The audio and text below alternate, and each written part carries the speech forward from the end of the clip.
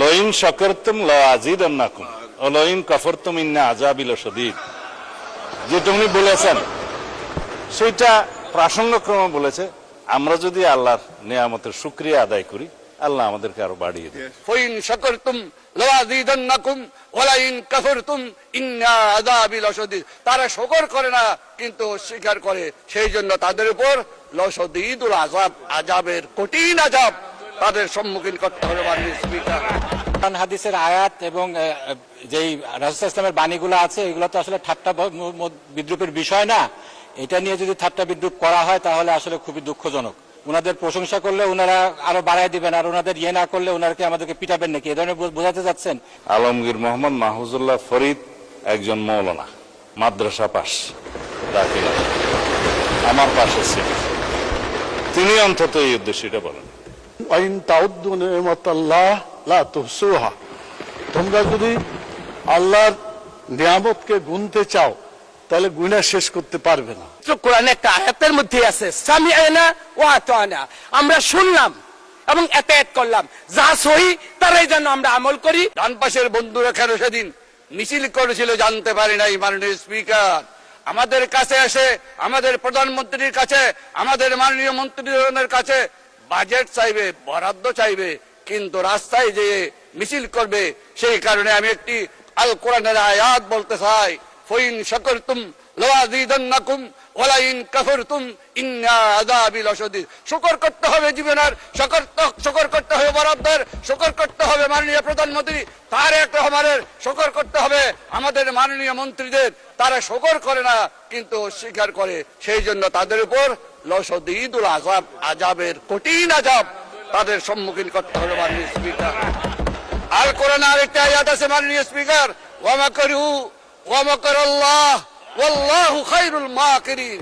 তোমরা বলেছো, তোমরা বুঝেছো, তোমরাই কৌশলী, আপনারাই কৌশলী, কিন্তু আল্লাহ বলছেন আমি শ্রেষ্ঠ কৌশলী, আর যারা আমার সাথে কৌশল খাটায়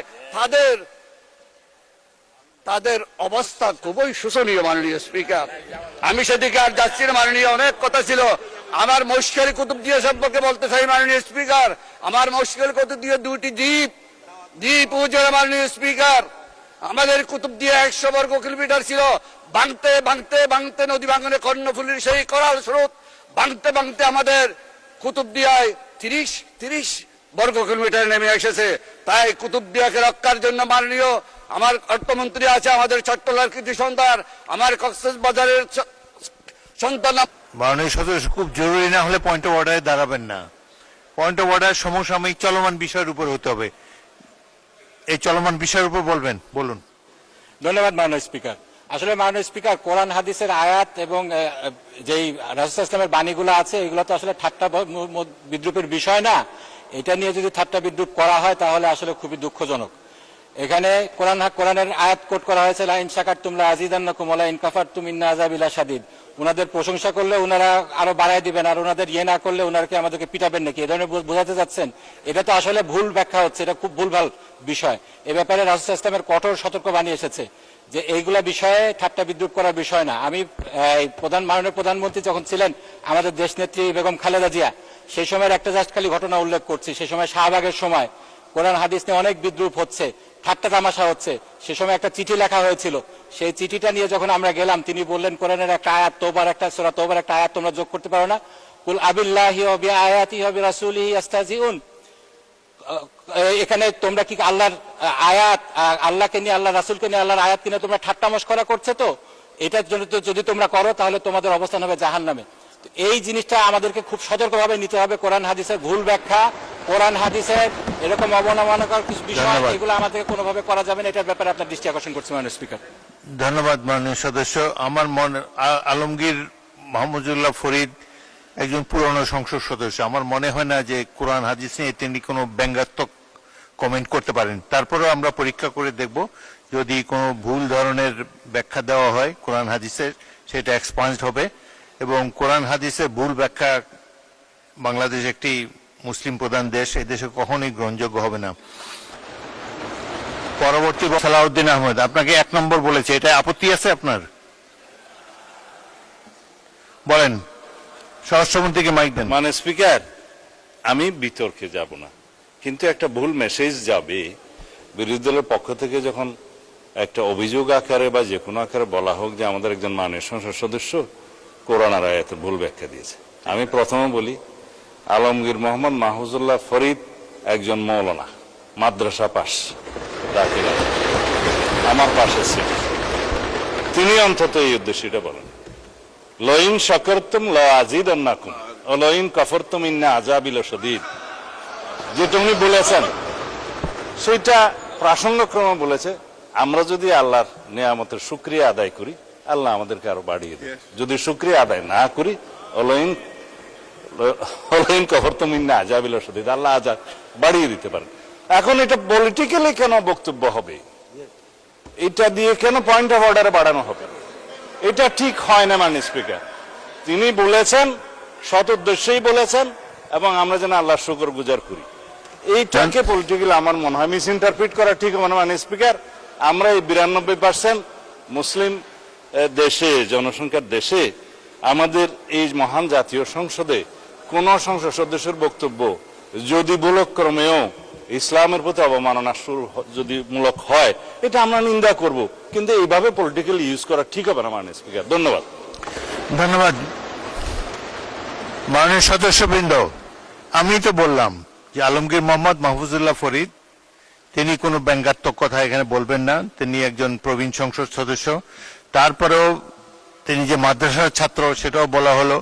আপনারা নিশ্চয়ই হয়তো ওনাদের চেয়ে বেশি জানেন, অনেক আলেম ওলামা আপনাদের মধ্যে থাকতে পারে, এটা নিয়ে বিতর্ক হোক এটা চাই না। আমরা সবাই মুসলমান, এখানে অধিকাংশই মুসলমান, এই দেশটারও 92% মানুষ মুসলমান। সুতরাং এগুলো নিয়ে সংসদে কোনো রকম বিরূপ আলোচনা হোক, এসব স্পর্শকাতর বিষয়, এটা তো চাই না। ঠিক আছে, সেটা আমি ইতিমধ্যে মাননীয় সদস্য আমি বলেছি, আমি পরীক্ষা করে দেখব যদি না না মাইক ছাড়া বলবেন না, না না 1 সেকেন্ডও না, এটা স্পর্শকাতর বিষয়।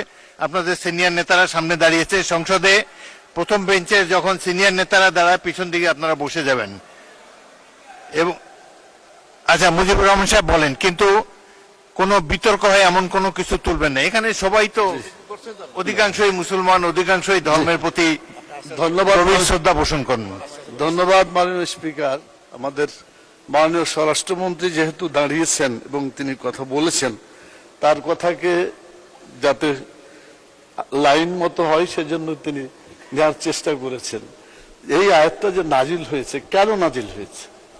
এই আয়াতটা নাজিল হওয়ার প্রেক্ষাপট হচ্ছে আল্লাহ তাআলা তার অগণিত নিয়ামত এই পৃথিবীতে রেখেছেন। তিনি বলেছেন, আইন তাউদ্দু নিয়ামাতাল্লাহ লা তুহসুহা, তোমরা যদি আল্লাহর নিয়ামতকে গুনতে চাও তাহলে গুণা শেষ করতে পারবে না। যারা আল্লাহর এই দুনিয়ায় আল্লাহর নিয়ামত ভোগ করছে, আমি কথা বলছি, এটা আল্লাহ আমাকে একটা নিয়ামত দিয়েছেন, অতএব আমার মুখ দিয়ে আল্লাহর বিরুদ্ধে কোনো কথা আমি বলতে পারি না। আমাকে যে শক্তি আল্লাহ দিয়েছেন, এই শক্তি দিয়ে আল্লাহর বিধিবিধানের পক্ষে আমাকে কথা বলতে। ধন্যবাদ। মানুষ শেষ করি, 1 মিনিট শেষ হবে।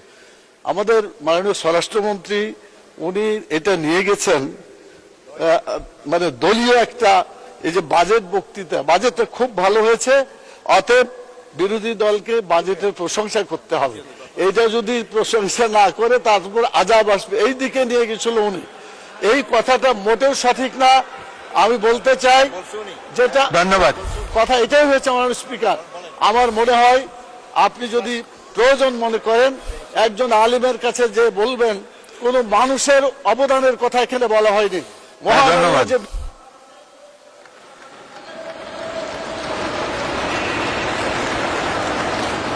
ধন্যবাদ মাননীয় সদস্য বসুন।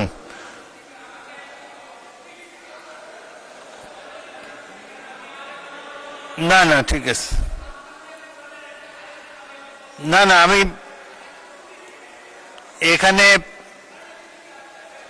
এখানে মাদ্রাসা পড়ার, মাদ্রাসা শিক্ষায় শিক্ষিত আলেম অনেক বেশি আছে এখানে এই দিকের চাইতে, সেটা তো আমরা স্বীকার করে নিয়েছি।